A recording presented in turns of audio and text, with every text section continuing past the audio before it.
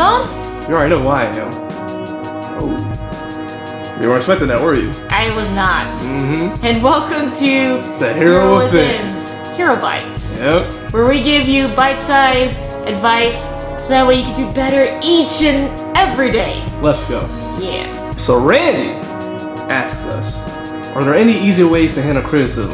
Yeah, I mean, I know it can be frustrating to be criticized. Trust me, I mean, sometimes I take it hard too, because some criticizers just want to watch the world burn. Exactly. Jerks. Well, that being said, here's some things that you can do to help you handle criticism in the future. There are actually two different types of criticism. We're going to talk about that right now. So the first type of criticism we're going to talk about is constructive criticism. I'm pretty sure a lot of you have heard of it. Constructive criticism is designed to alleviate a problem, make you better. It is designed to give you a solution. So when someone gives you constructive criticism, they first give you the problem, you have done this, and then they also give you a solution that could be better, or a better way of doing it. So even though it kind of hurts at first, constructive criticism is designed to make you better. It's not designed to hurt you necessarily. First sub-point is understanding defensiveness. You know, sometimes I get defensive when I'm criticized, and in those moments it's good to pause and reflect on what's being said and, you know, just really reflect on maybe this person has a point and not to take it so much to heart, even though I know it's hard to do, but it's worth a shot. Exactly. Second sub-point is take a few deep breaths, you know.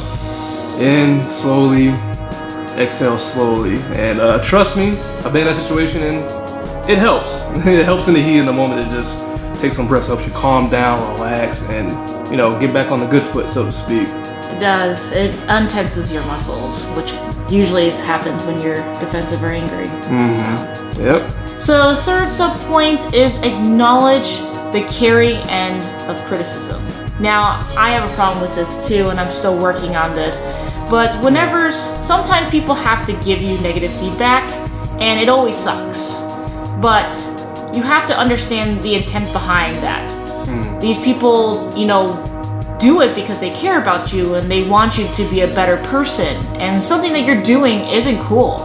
So acknowledge the fact that they're doing it because they care and that they love you and that they want what's best for you, instead of getting angry. Because in the end, the more you are able to calmly respond to that person, the more comfortable they feel trusting you with negative information that might be dangerous to you. So always understand that people who are giving you or going out of their way to give you information that may be negative to try to help you are also caring about you. So the fourth sub-point for constructive criticism is respond gracefully, and if you need to, admit if you need help. What I mean by this specifically is thanking the person that's giving you the criticism in general. Now, why would you want to do that? Well, first of all, it gives them a positive view of you, that you're a person that listens. A lot of people don't listen during criticism.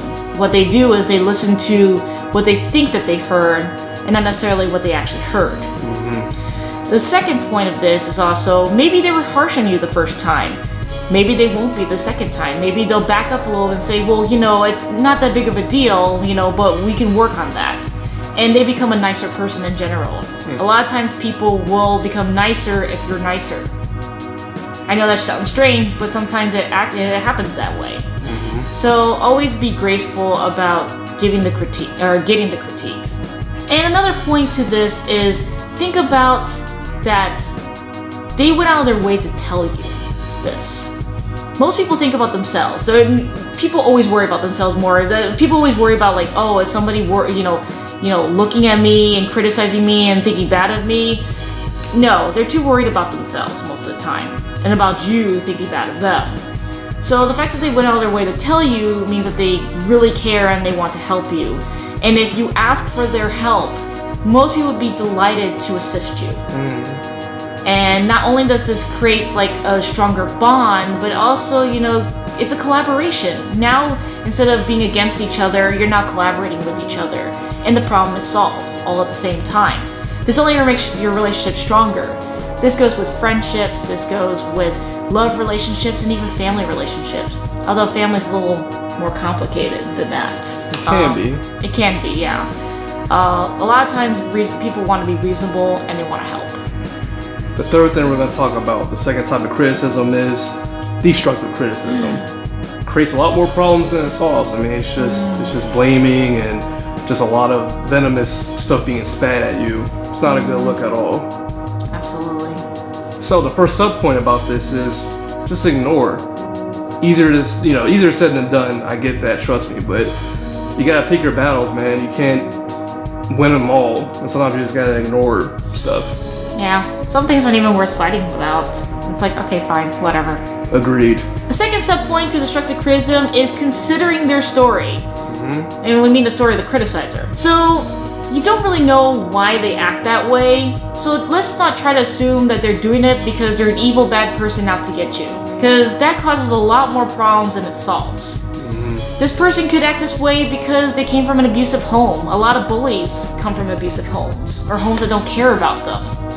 A lot of people, when they're grown up, they may just have a bad freaking day, and you just happen to be in the line of fire. Sometimes thinking this way will help you realize that we're all human, and we all have bad days, and we all make mistakes.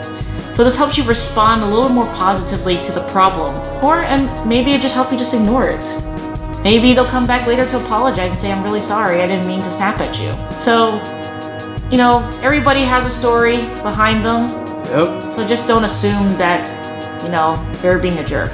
For sure. Subpoint number 3, you can't please everyone. I mean, there's gonna be times where you're talking to somebody or in a relationship with somebody, and no matter what you do, it's never gonna satisfy them. Yeah. This is toxic behavior, and it needs to be addressed, pretty much. Toxic people are oftentimes just miserable themselves, or make themselves miserable. So, I mean, you don't always have to have them in your life either. Yep, I speak from experience. And the last and final point, love yourself. There's going to be times when people are going to tell you that you're doing everything wrong, that you're not good enough, even you might tell yourself that. This is a time to love yourself. And be proud of the things you've accomplished, and be proud of who you are. You're not going to win every battle, but eventually you're going to get better at things. So make sure to have that with you, because when you start carrying that into the unknown, loving yourself is the only thing that is going to keep you going. And it doesn't mean like this really crazy, you know, narcissistic way of loving yourself. You know, where you can do no wrong. Of course you can do wrong. Making sure that you're caring for yourself as well as you would care for a best friend is super important. Yeah, be your own best friend. Actually, Mark Manson talks about this in The Subtle Art, where he's saying, actually on his website too, where he's saying that a lot of people that are in toxic relationships usually don't even love themselves, then they attract that toxic behavior and yada. So he's saying, like, you know, this is a little bit of a side, but let's say you're going through a breakup. He's like, hey, start, you know, taking care of yourself, start flossing, start going to the gym, start working on your personal projects and bettering yourself so that you can be the better person potentially for other people. But you gotta love yourself first before you can do any of that. Absolutely. I don't think that my life got better until I started at least trying to love myself more. And I know this is something that I also have problems with. But you know, I'm getting better a little bit here and there. And as for me, I love myself quite a bit, so Thank you, I'm guys. good. That's part of it. It's just too much sometimes. Whatever. Haters gonna hate. Alright folks, thanks for watching for today. That is all we have. And make sure to share this with somebody that you think would benefit from this video. So, yeah. Of course, we love you guys. Thank you for the support as always. And what are your go-to tips to handling criticism? Let us know in the comments below. I would love to know your way of doing things. Me too. And if you enjoy our content, be sure to like, comment, share, subscribe. This is former President Bill Clinton, straight from Little Rock, Arkansas. Just saying, man, you gotta subscribe to the channel. It's pretty hot though. Shouts to Monica. ew. By the way, Monica is a great person for bullying these days. Like, you know, not bullying that she's bullying other people, but she talks about bullying now. Amazing. She has actually, I think, a TED Talk about it. Definitely go check it out. We'll actually link in the comments below if we find the video. Maybe a TED Talk, maybe not. It's really good, and she's become a very amazing advocate for it. I agree. Hell yeah. Yeah, so anyway, and make sure to hit the notification bell, as always. And, of course, don't forget to gain knowledge. Take action. And be unstoppable. Baby. Clinton out. Yeah.